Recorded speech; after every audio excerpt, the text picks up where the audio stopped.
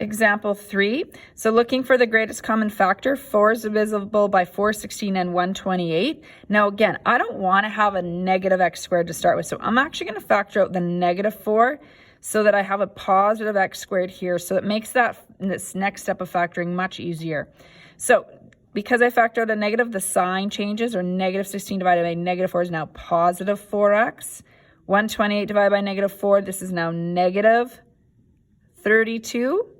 That negative 4 stays there. Open up a set of brackets.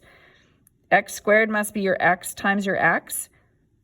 Two numbers that multiply to negative 32 and add to 4. So again, think subtract. One has to be positive, one has to be negative to multiply to negative 32. So think of the numbers that subtract to 4 out of those factors.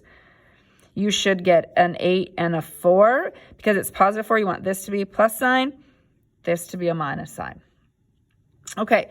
Pause this video and try number 4 before watching the remaining video. All right, hopefully you've paused this and you've got your answer, and we just want to confirm. So factor GCF that goes into this, 5, 20, and 60. So 5 is divisible. Again, we don't want that negative sign in front of our a squared, so we're going to factor out the negative with the 5 and leave this with a positive a squared now.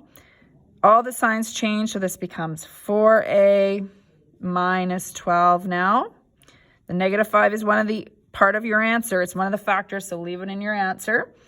Two numbers that multiply to negative 12 and add to 4. Well, I guess I better write my a values in there first. So thinking of factors of 12, again, one has to be positive, one has to be negative, so think subtract. So factors of 12 that subtract to 4 would be 6 and 2.